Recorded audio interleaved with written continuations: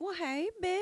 It's Jamie. That's me here. Welcome back to the channel, honey. Welcome back to another quick chat. Today on a quick chat, we're more so getting into white people's news.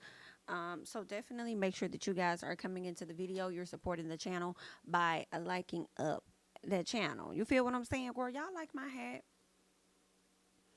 Y'all like my little bucket thing situation I got going on, honey? Shout out to Miss Niecy Dixon, okay? I got my Niecy Dixon hat on. Hello. Make sure y'all go over there and support my girl Niecy Dixon over there at Niecy Dixon, all right? On YouTube, all right? Um, Listen, I just came to chat about a few things real quickly, all right? Of course, I want to talk about what's going on with Madonna and her being sued by these fans. We got to talk about Alec Baldwin being indicted, girl. And if that's not enough to make you be like, girl, no, what, girl, how about Scott Peterson then got the Innocence Project of LA behind him? All right, and some of y'all may not be familiar with Scott Peterson. We'll get into it. A lot of us are likely familiar with him, okay? But girl, yeah, girl, they told me that man could potentially be innocent, girl. That's crazy, right? We got to touch on Jeannie Mai and the situation she got going on with Jeezy, because it's definitely giving lamb chop. And also we have to touch on what's going on with Chris Stokes. You know,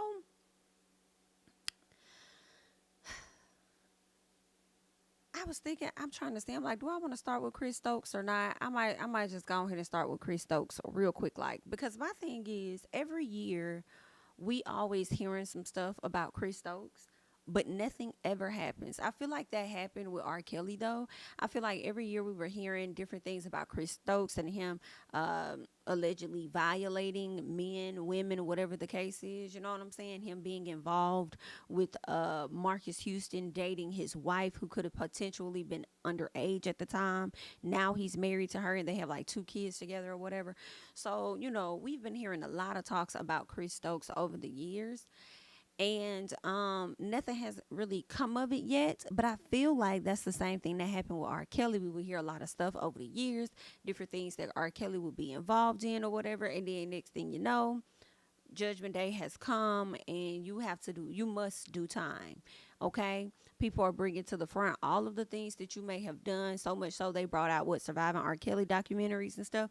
Girl, that man ended up getting himself arrested. So I don't know if that's going to happen to Chris Stokes at some point, but it's just interesting that we just hear stuff all the time, but ain't nobody making no moves. You know, some people come forward, say some stuff, like Raz B came forward years ago. He recorded himself talking to somebody, exposing a lot of what he experienced with Chris Stokes, and then he ended up coming out saying all of that wasn't true. And then he turned around and started calling Chris Stokes a bitch, and, you know, saying he did do this. So I'm like, okay, your credibility is a bit concerning. Initially, when I first heard it, I was believing you. Then you come out and say he didn't do it. And I'm like, well, why would you do all that? And then you kind of allude to the fact that he is. Girl, I don't know what the fuck is going on. Okay. Um, but I guess if everybody coming out with stories and like that, then some of it got to be true. Same thing with Diddy. Okay, he got cases against him right now. Now I don't know if Chris Stokes allegedly did anything to people in New York or L.A. You know, if so, I'm surprised he hasn't had a civil suit for the things that he has done. If he's out there in L.A., I don't know, but or if anything took place in New York or L.A. But we're speaking on Chris Stokes because randomly, at least I feel it's random, his ex-wife came out and this is what she had to say about him and these allegations and things about him. Okay, this woman says, I married him in 2004, just days before I gave birth to our okay, fourth child. She says he has faced accusations of SA, or at least sexual acts.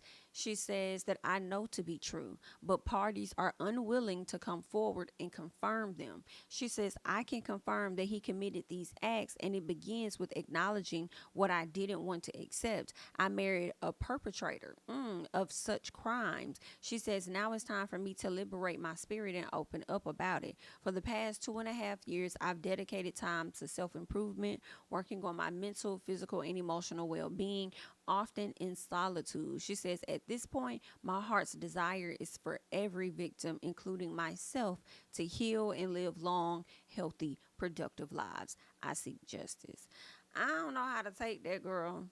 I really don't. I mean, I'm glad that she's getting the healing that she definitely needs and deserves at this time. I hate that she was so silent at the time. I wonder what empowered her to want to come forward, because even though she says she's been working on, self improvement over the past 2 years, have you gotten the support and boost that you need? Seeing all of these people come out and file suits against the people that have, violated them in some capacity. And then I'm just wondering, how long were they married? When did they get a divorce? You know, maybe she needed to get completely away from him in order for her to be so, vocal about what has transpired. And I just hope that if she is willing to come forward and really tell, what all she knows or whatever, and those people are willing to come forward and being empowered by her opening her mouth about it, that y'all go as far as to the law. Go all to take it as far as to the law. Don't just, say things on social media like some people have, girl. Girl, I don't even want to say his name. Y'all already know who I'm talking about. He didn't came down to the internet and told us these different things happened to him or whatever. But he didn't give us no more tea and let us know nothing else, honey. People start saying they thought it was Tyler Perry and all of that. We don't know. We still don't know who the hell it is or who it was or nothing. But anywho, she's clearly naming her person. Or, well, she's not saying these things happened to her, but she's saying that she believes that the crimes that, people are alleging about him are indeed true. She witnessed some stuff, it seems, but she was in denial of it all. So I wonder if she's gonna take it as far as to the law and not just sit up here and try and talk to us. Just talk to the fans or whoever the case is, the onlookers. Excuse me, the onlookers, and whether she gonna apply that pressure. Because I just hear so many people talking about different things Chris has done, but that's as far as it go. Y'all come to us and tell us about it, but y'all don't take the next steps, the necessary steps, to see that he's brought to justice. So we'll have to wait and see.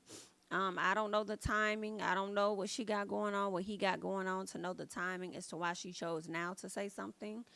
But everybody got their own time as to when they're ready to speak out. So we'll see. I see some of the comments saying, somebody said, so Raspy wasn't lying. He deserves an apology. Someone says, wow, she waited 20 years to say something. Those victims' lives are already ruined. Yes and no.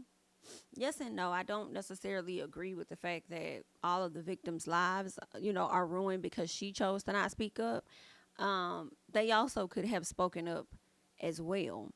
I do question, like, what made her, why did she wait this long? But I don't know what turmoil that lady was going through, or harassment, or what he put her through, or how she probably could have been just as scared as the damn victims herself. Um, so so there's that. Okay, so I do feel like um, they also could have come out. Maybe they were terrified, maybe they were afraid, but we'll just see. We'll see how that's gonna play out. Y'all can leave y'all thoughts and comments down below regarding this particular situation when it comes to Chris Stokes. Okay. Next up, I want to talk about Madonna real quick, baby, because this is comical to me. I just find this to be so funny. It's the fact that two of Madonna's fans are suing her ass, okay? And girl, the funny part for me is the reason they suing her is because she was late to a concert. So they ended up purchasing some tickets like back in December to go to her concert that she had out in, I believe it was out in New York City.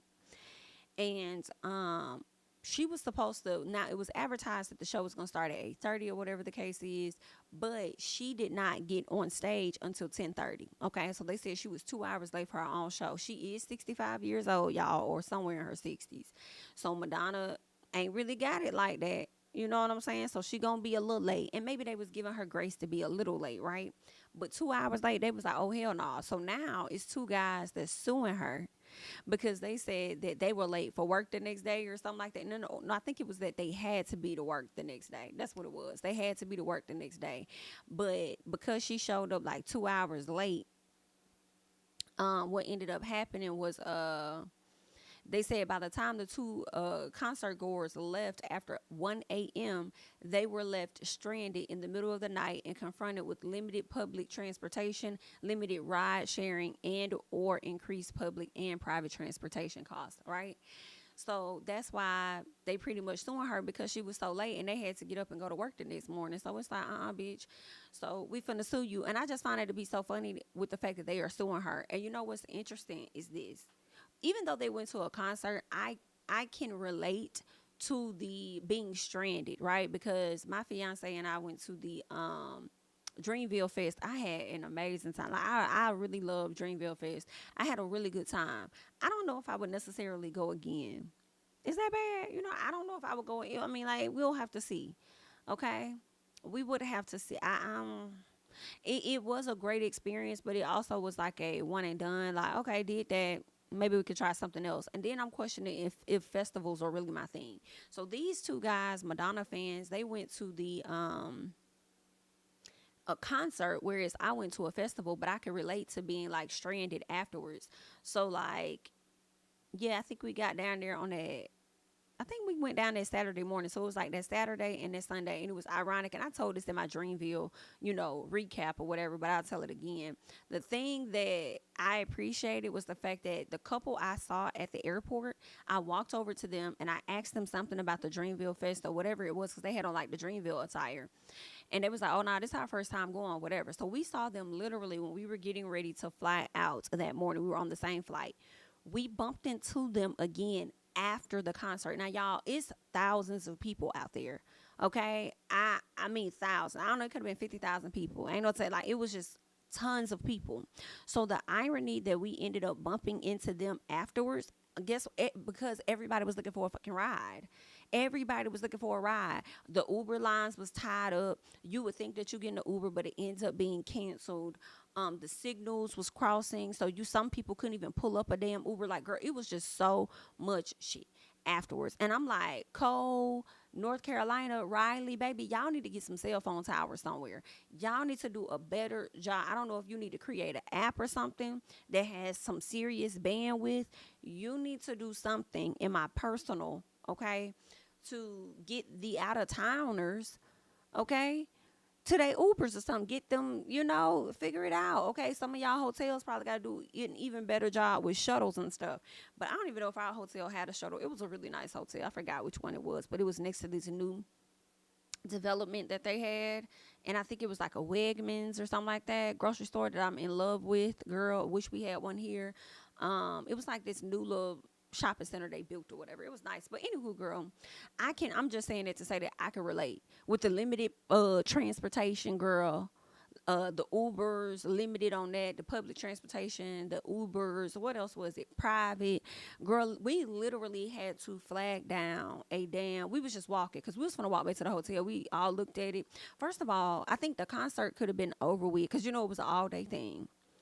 Okay, we got there in the daytime, and I feel like we probably was there till after midnight or something like that. Don't quote me. When I tell y'all we probably was stranded for like 2 hours plus, I really feel like we did not get an Uber until 3 or 4 that morning. Okay, after people just sitting around, we ended up walking all the way around all of that big ass land that they had the festival on. We walked all the way to the other side of the road, which is very long. It was very, very long. It was a long walk, don't get me wrong, to the other side of the road, thinking if we get away from the masses of where everybody's hanging out at trying to get a doggone ride, we would find somebody that could get us a ride because it ain't that much traffic. Girl, we walked all the way to the other side. Clearly, a lot of people had the same idea as us. And we still was sitting over there waiting. Still sitting over there waiting, trying to connect to Uber. Uber's disconnecting. This is canceling everything. So we just said, you know what, we just gonna have to walk back to the hotel. Their hotel wasn't far from us. It was like around the corner, and we didn't know that when we left out of the concert and ended up bumping into them. We started talking to them and stuff. The couple from the airport, and we just decided in that short moment after seeing them. Matter of fact, they walked up to us. I think. I said, when I saw them, I waved, kept going. And then I think that the husband walked up to us like, hey, we saw y'all at the airport or something like that. And we just was trying to figure out a ride. So we decided that night, listen, we together, okay? Us four, we going to be with each other.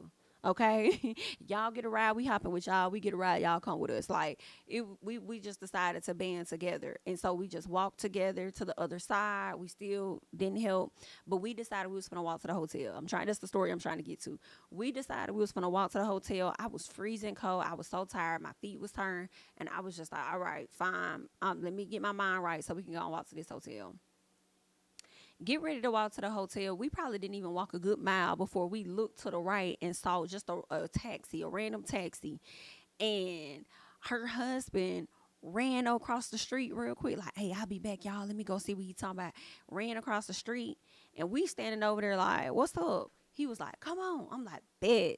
So we all split that taxi fee, like, let's do. I don't even remember how much it could. It probably was like $100 or something like that. And we was like, we didn't give a damn what it was. Get us back. Get us back. So we all split the cost or whatever. I feel like it could have been a little over 100.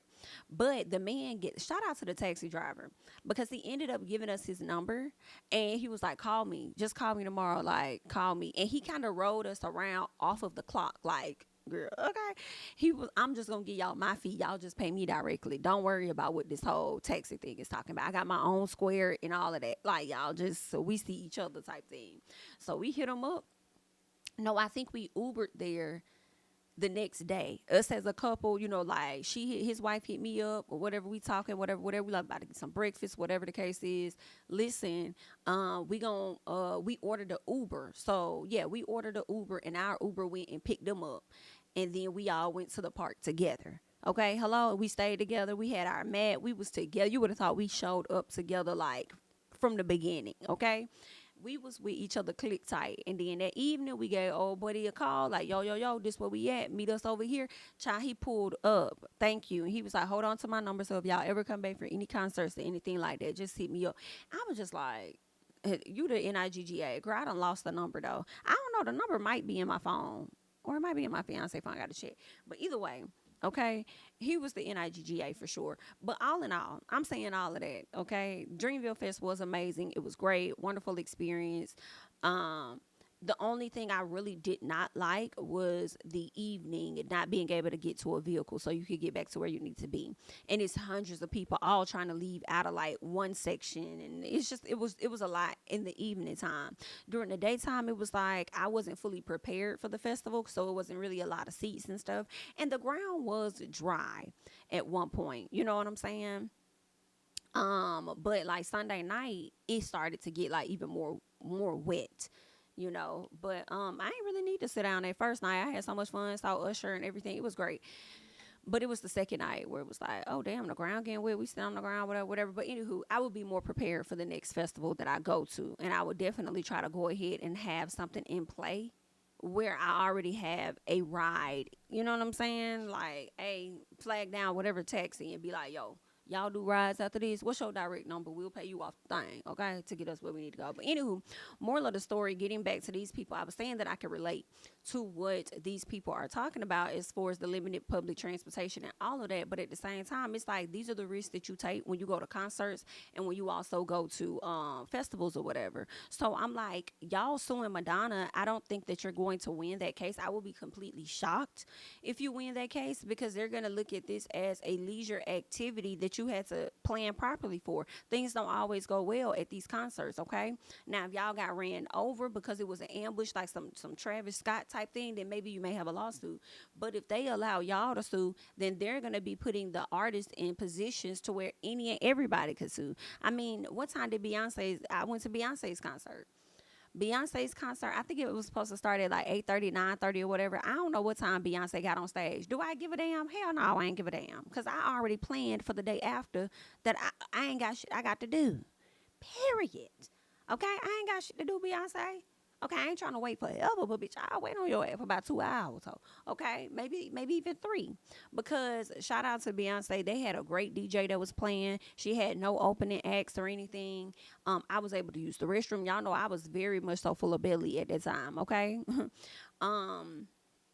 I was able to use the bathroom a few times. I was able to get me some food or whatever the case is. Like, girl, I was good. Find my seat, take my time. Like, it was cool. I'm glad she didn't start on time because I didn't want to miss the show. Okay, but I think that she started on time for her timing. Yeah, they may say it starts at 8:30, meaning bitch, the doors open at this time. You better get your ass in your seat. The DJ gonna start playing music at 8:30. Okay, but I'm not going on till 10:30.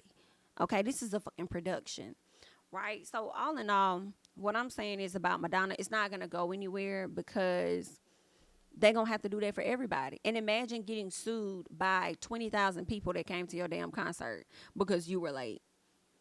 Y'all think y'all was the only ones that had to get up the next morning and go to work?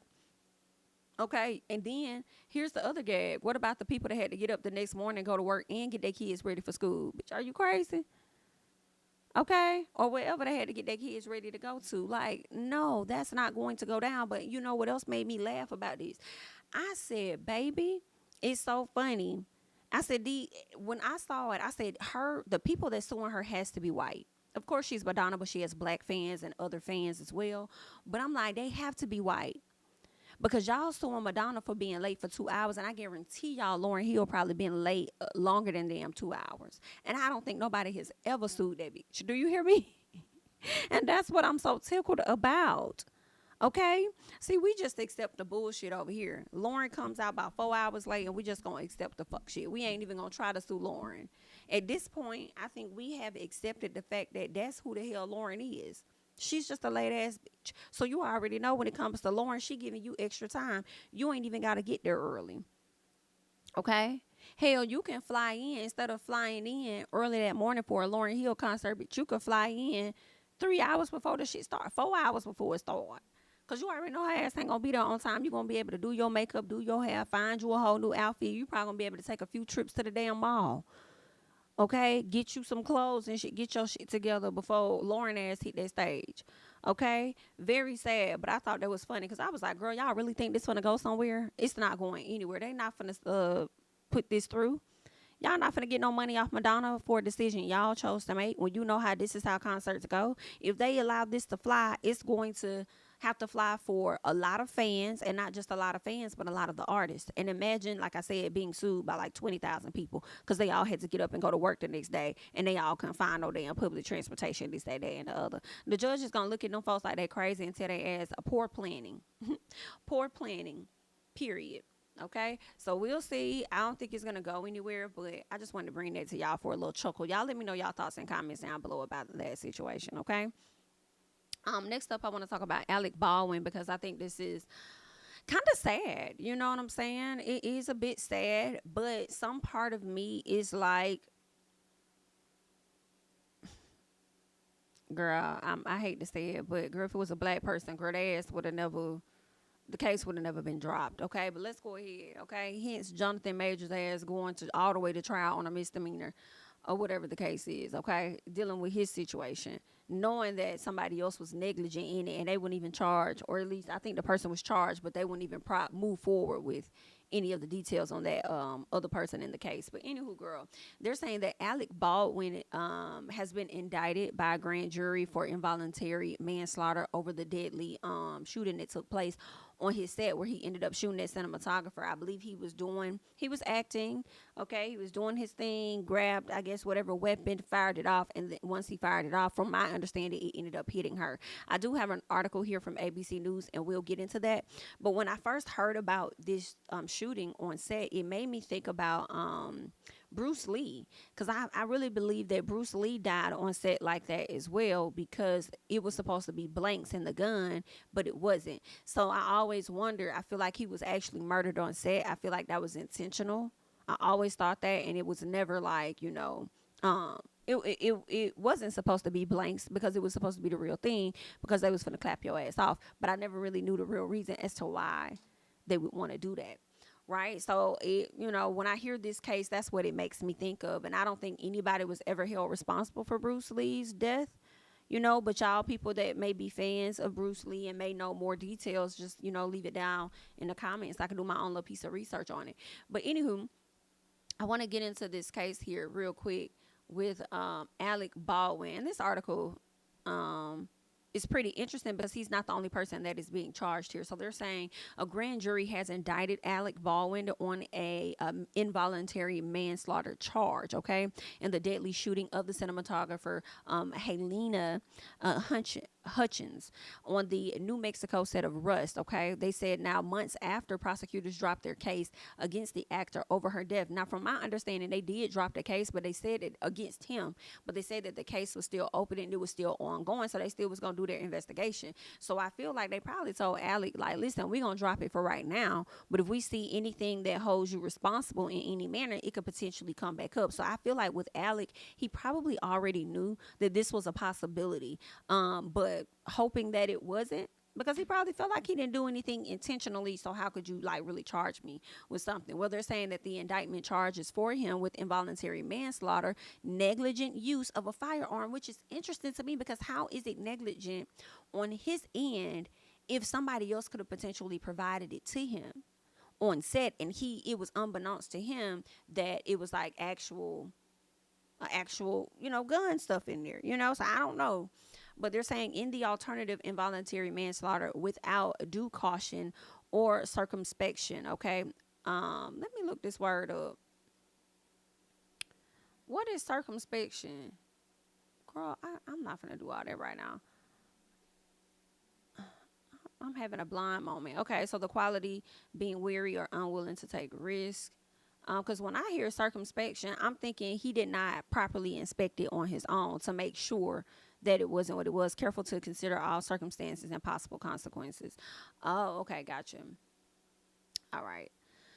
So, anywho, they're saying both fourth degree felonies. So, these are fourth degree felonies. They're saying in response to Friday's indictment, Baldwin's attorney said that they are looking forward to their day in court. Now, special prosecutors investigating the shooting said in October 2023 that they believe that Baldwin had criminal responsibility in the deadly shooting. They said at the time they planned to present the case to the grand jury to determine whether probable cause existed to charge him. Okay, so I guess it did. And now they're charging him. But they felt like he had criminal responsibility. And I'm like, really? So they're saying the actor was practicing a cross draw. So you were practicing. So I'm thinking you were filming, but this time you were practicing a cross draw on the Santa Fe set back in October of 2021 when the gun fired. When the gun fired, it ended up hitting Hutchins, the cinematographer, and it also ended up hitting a director. Now, the director, he didn't have no life-threatening injuries or nothing, right? But she did, and she died. Now, they say he was initially charged with 2 counts of involuntary manslaughter, but then the special prosecutors decided that they were going to drop the case against him, and that was in early 2023, back in April, right? But they did say that it was an active and ongoing case. Now, the attorneys that were representing Hutchins, and there was a film's script supervisor. They were representing them in a civil lawsuit over the shooting, and said in a statement Friday that they were looking forward to the criminal trial, which will determine if he should be convicted for her untimely death. Now, I'm trying to figure out where the film script supervisor come in play for him or her to be filing a civil suit.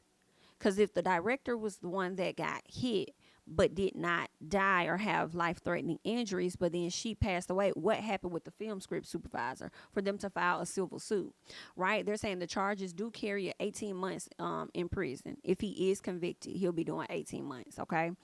They said that another woman by the name of Hannah Gutierrez, and this was interesting to me because I didn't know anybody else was involved, and they said that she was also charged with 2 counts of involuntary manslaughter because she was over there tampering with evidence. And I'm like, girl, tampering and what? How was she tampering with it?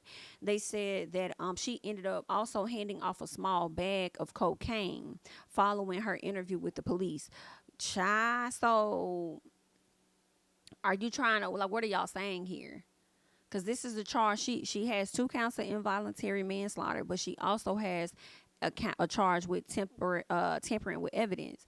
But then they said that they're claiming that she handed off a small bag of cocaine. So are y'all trying to say that this small bag of cocaine was a part of this case, possibly?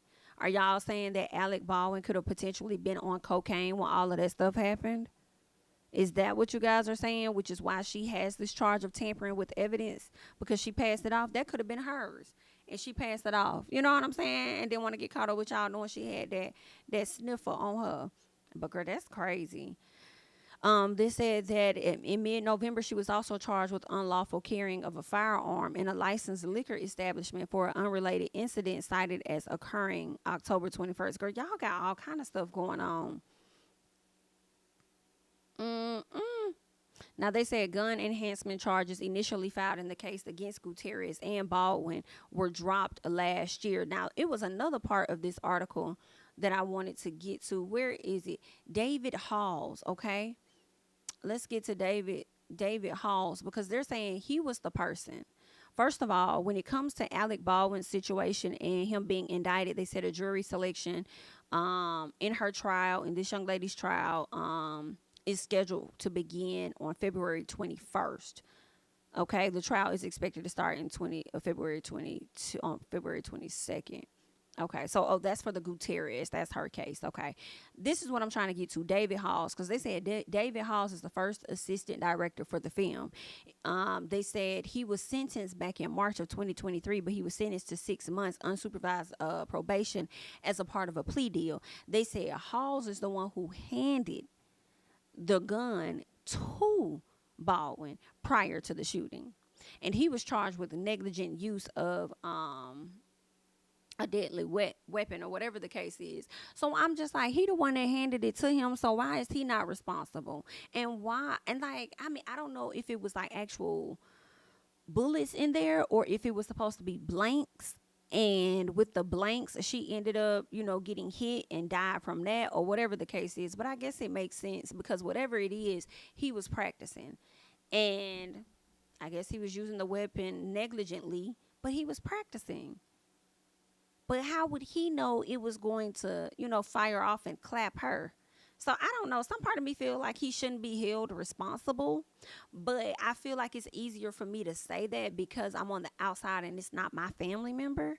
You know what I'm saying? So I just kind of feel like,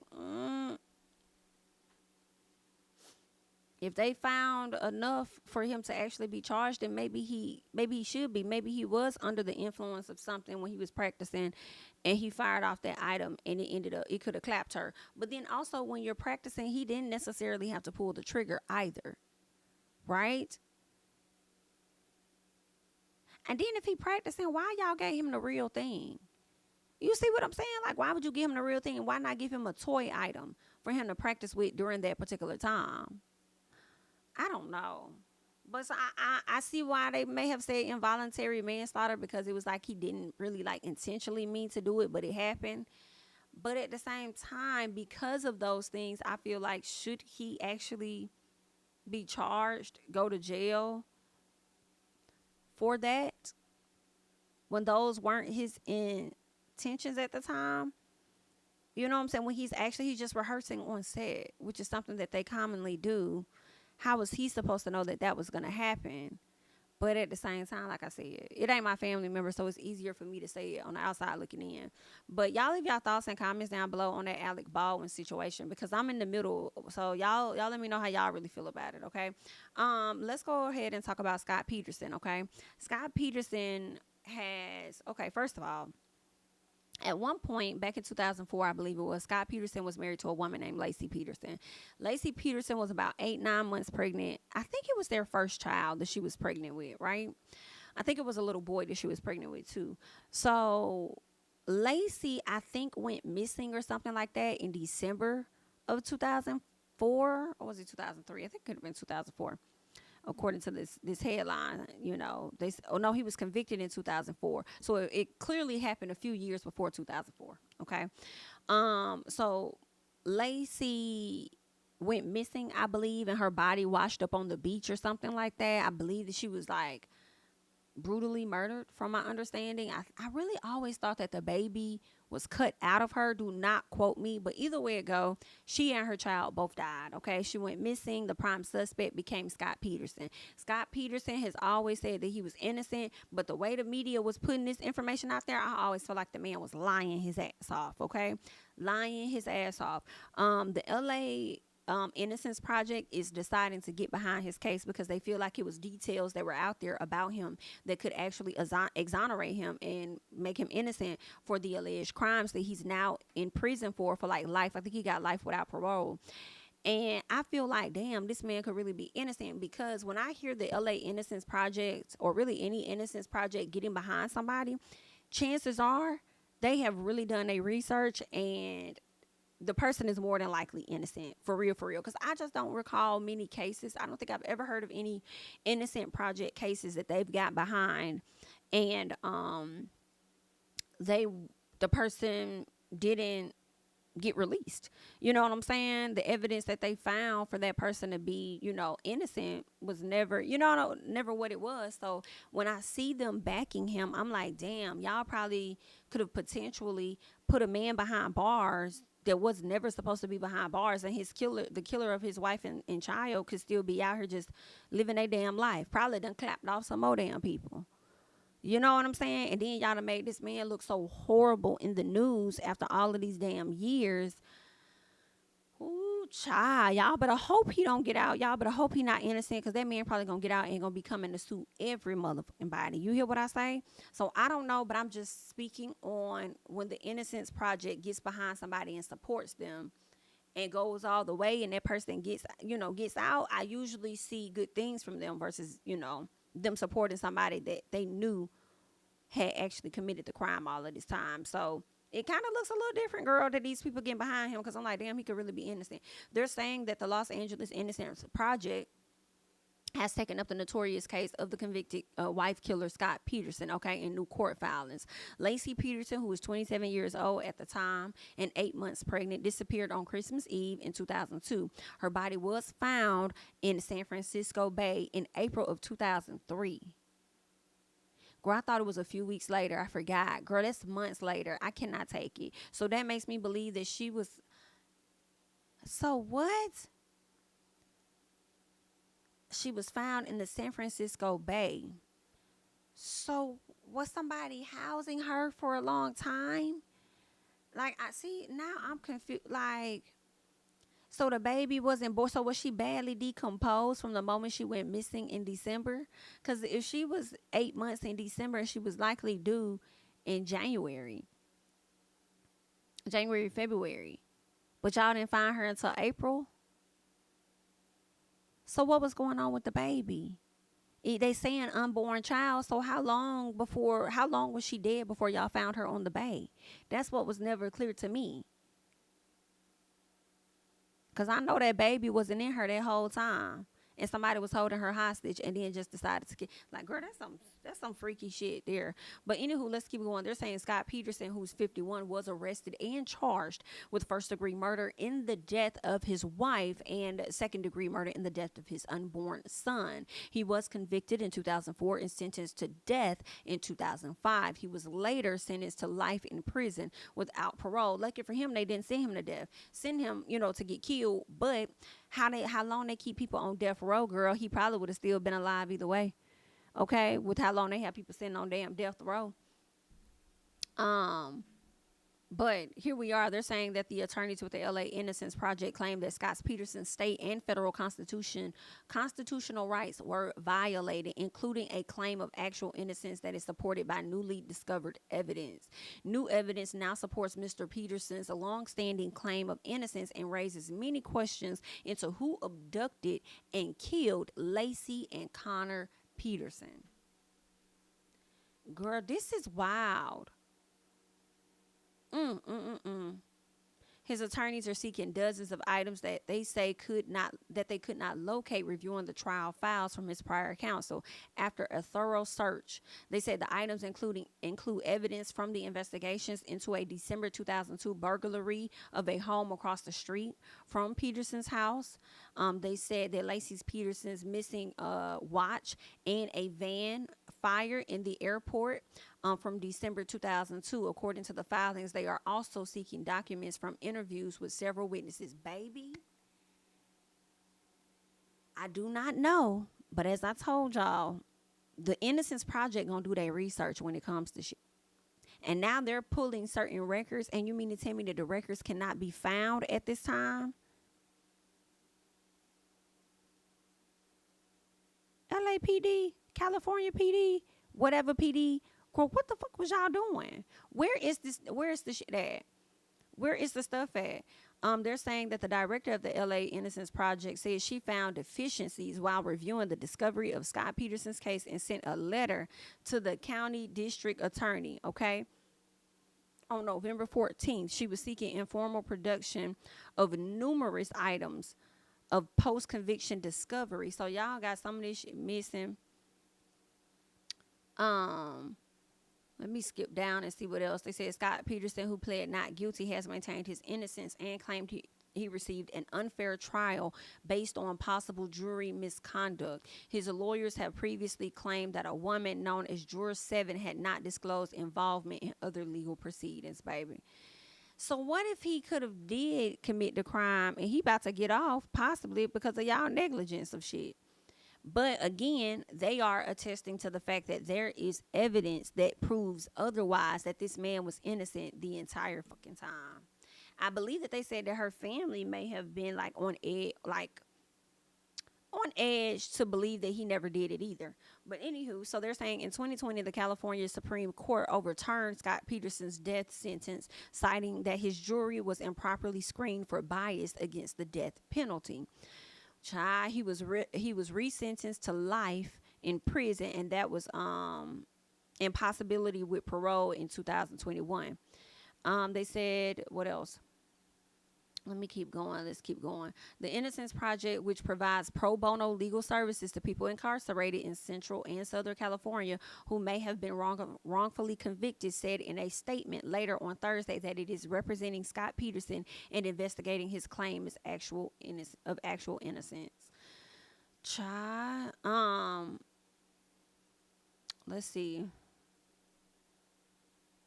All right, so this guy, Mike Belmesseri, who served as a juror on the Scott Peterson trial, told ABC that there isn't a day that goes by where he hasn't thought about that case. He said he supports the LA Innocence Project's review of the case. He says if they think they're going to find something different that sheds light on something new, I fully support it, is what he's saying.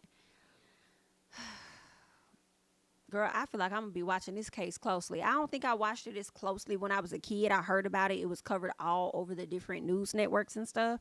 So I probably tuned in a little bit. But now that the Innocence Project is behind it, I'm just wondering, girl, is he innocent, girl? Did this man ever do it? Who the fuck harmed Lacey Peterson and her child? And it was never Scott. We gonna see, okay?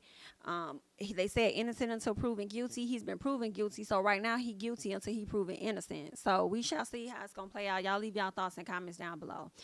Lastly, I want to talk about Jeannie Mai and Jeezy, okay? Because this divorce has not been going well ever since he sat up there and announced the fact that he was divorcing her without knowledge to her. He feels like she should have already knew that the writings were on the wall when they could not get through therapy, how they should have gotten through it, okay? They just have a lot of differences and stuff, and he just no longer wanted to be in this relationship or be married. And I feel like Jeezy, baby, you knew you never wanted to be married when you got married, so you should have never got married to her. All of this turmoil and shit that y'all going through, I feel no ways. I feel absolutely no ways right now. What did he do? I think he came out and said that she was trying to withhold the child from him or something like that. Keeping the child away, and she was like, oh, well, I'm not really trying to keep the child away, but I'm more so concerned about her safety because he has guns and this, that, and the other. And I know a lot of people were kind of like, oh, but you wasn't worried about that when you was with him. And for me, I feel like the key words are when she was with him, because she more than likely had control over that, like, babe, make sure this is away, this is whatever.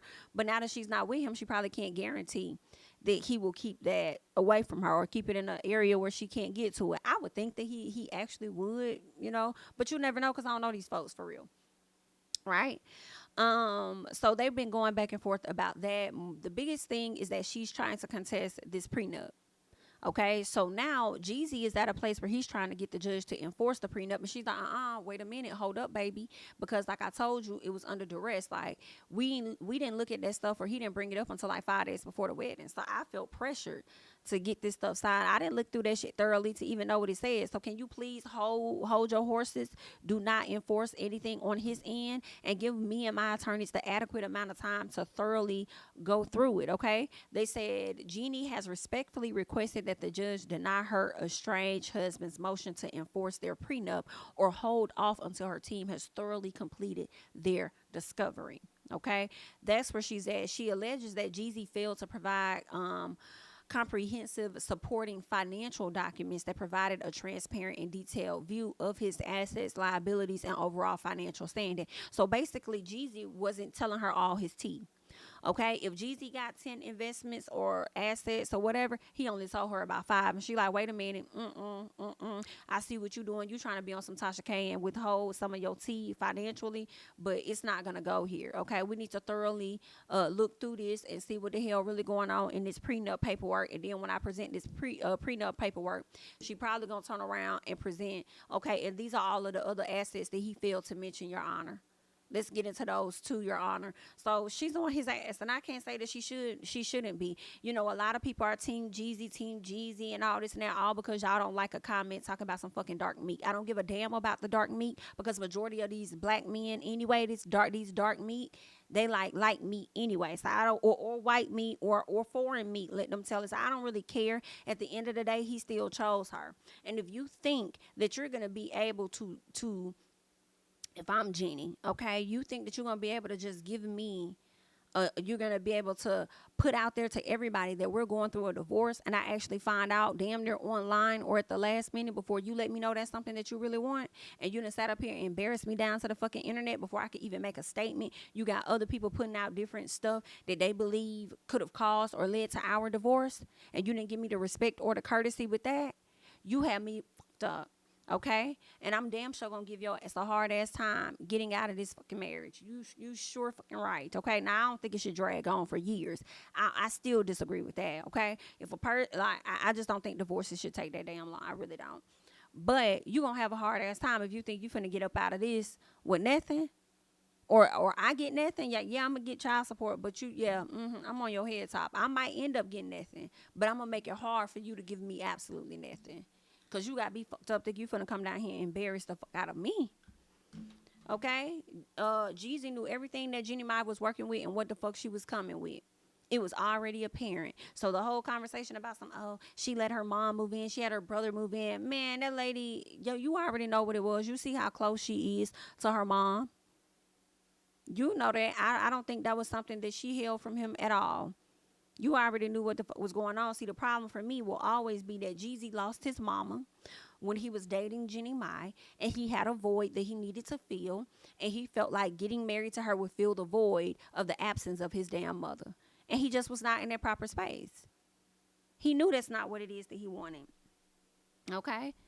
Trying to come off as though he a changed man and wanted to marry her. That's why when he sat down and did that whole Nia Long interview, I wasn't really featuring Jeezy too much. Okay, some stuff I'm like, I hear him like, oh, okay, I see you. But some of the shit that he was saying, and he want to get into detail about Jeannie Mai and all of that, I wasn't featuring this shit. Okay? Because you trying to show us a different, image of you or whatever the case is when you still can be that same dog ass. Okay? And I'm still going to play your music because I like you. You know what I'm saying? Period. I'm going to separate that from the artistry that you give me. But at the same time, I'm not stunned that shit Jeezy talking about. I don't feel bad for him at all. And I'm not finna sit up here and drag Jeannie Mai because y'all mad that man made his choice and his decision to be with that woman. That's what he chose to do. Okay, so that's on his ass. Hello? So anywho, girl, I just wanted to bring that up. And hopefully the judge give her people the time to go and comb through that damn prenup and any assets that his ass got to. All right. But either way, honey, that's all that I have at this time. You guys can leave your thoughts and comments down below on everything I just discussed on the quick chat. I am Jami, that's me. Don't forget to like, comment, subscribe, share my videos, or follow me on Instagram and Twitter at JamiThatsMe. And I'll catch you guys in the next one. Bye-bye. And cul-de-sac, coming out swinging like soldier rag, leading my people like quarterback. Boy, I study this shit, I'm an almanac. Had to get up and grind, knowledge is booming, I'm here to apply. Came with the chip and the dip, it just single the mind. We finna do more than survive, I need my check. Spinning the block for the gouda, we hitting the jeweler to flood out the net. We don't do beef on computers, I'm straight out the sewer, we come when you rest. Niggas be looking perplexed, so keeping my foot on their neck. No map, I trust my gut for the quest, but drama, I'm fully abreast. I was ready for years and they doubted me. All of a sudden they tell me they proud of me. I been dropping these haters like calories. Cross them out, I came back with some boundaries. Stand for my honor, but too raw, no corner. Packing the stick with a drummer. Wanna catch my bad, won't fumble.